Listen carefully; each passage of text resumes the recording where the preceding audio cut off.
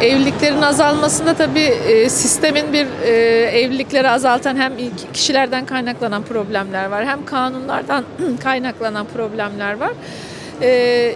Yani pek çok etken var orada maalesef ki. Gittikçe de azalıyor evlilikler.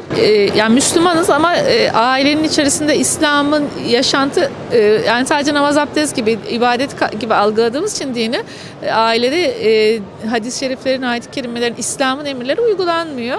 Böyle bir şey yani çiftlerin aklına gelmiyor. Yani bizim evimizde Allah'ın emirleri geçerli mi? Biz eşimle birbirimize davranışlarımızda bunu göz önüne alıyor muyuz diye. Bu tabii ki ciddi bir etken. Hani elimizde Kur'an-ı Kerim gibi, hadis-i şerifler gibi alimlerin güzel bize yol gösterdiği kitaplar var.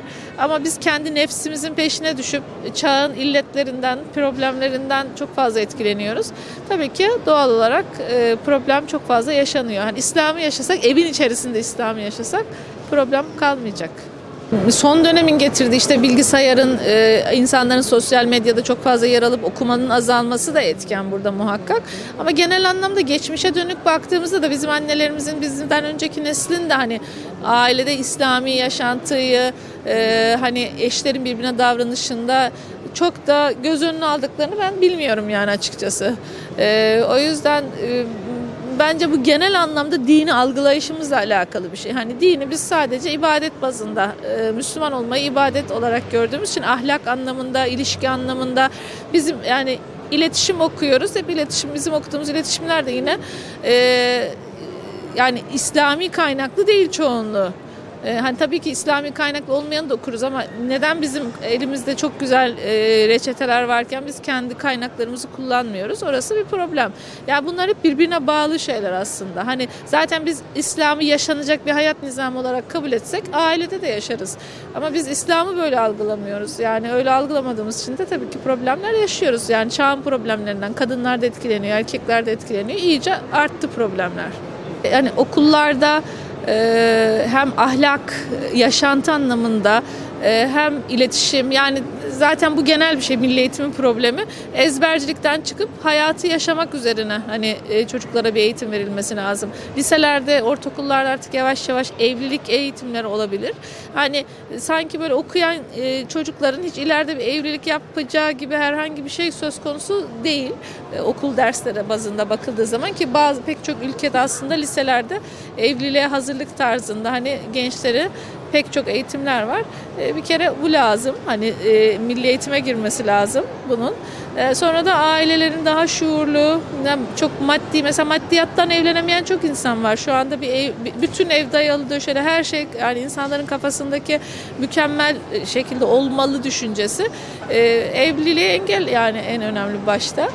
İnsan bir iki odaya da sığabilir evlendiği zaman. Her şey böyle yani kafadaki gibi lüks olmak zorunda ya da tamam olmak zorunda değil. Yani pek çok anlamda sadeliğe, yine aslında bunların hepsi tabii ki yine İslam'a uygun şeyler. Ama yani biz biraz da toplumsal bu geleneklerin etkisinde işte altın takılacak, o olacak, bu olacak derken hani maddiyat da yine o evliliklerin azalmasında ciddi etken, ya da evlilik öncesi çok borca giriyorlar. Sonra yeni evlilikleri sürekli borç ödeyerek, kavga ederek geçiyor. Yine onlar da hani önemli. Yani bu konuda pek çok etken var. Evet, hükümetin de kanunlarla bunu muhakkak, hani boşanmak evet çok istenen bir şey değil ama 9 sene boşanamayan var. Yani en kısası 3 sene muhakkak ayrı kalmak zorundalar. Zaten bunlar boşanmaya karar vermişler. Böyle bir süreç yani ciddi anlamda problem toplumda. Yani zaten bu insanlar bu sefer ne yapacaklar? Gizli nikahlar, kaçak göçek işler, işte zina artıyor. Yani devletin halkın çektiği problemleri görüp, devlet bazında hani evlilikte ve boşanmadaki problemleri görüp bunu kolaylaştırması lazım. İşte süresiz nafaka var. Erkekler artık evlenmeye korkuyor, ya boşanırsam ömür boyu bir kadına hani maaş mı ödeyeceğim gibi. Yani bütün şu anki her şey kanunlar bazında baktığında evlenme diyor. Yani evlenme diyor. Erkeklere evlenme diyor. Erkeklere çünkü zulme dönüşmüş durumda. O yüzden de bunların hepsini de idarecilerin görmesi, takdir etmesi, ona göre uygun kanunlar düzenlemesi muhakkak gerekli. Elhamdülillah kitaplardan çok güzel dönüşümler geliyor. Ben kaynak olarak Kur'an-ı Kerim, hani İslam'ın bize emri aileye nasıl yansımalı, onları hem psikolojik anlamda hani değerlendiriyorum. Allah'ın emrinin aslında insan psikolojisine en uygun olduğunu anlatıyorum kitaplarda. Son kitabımız çıktı. Güçlü Kadınlar Neden Mutlu Değil? Burada da özellikle feminizmin bütün kadınların zihniyetine nasıl sindiğini, güçlü diye kadınlara bir sıfat yakıştırıp onları daha bir erkeksileşme, daha bir erkekle çatışmaya girme ve yük yükleme kadınların üzerinde ekstradan.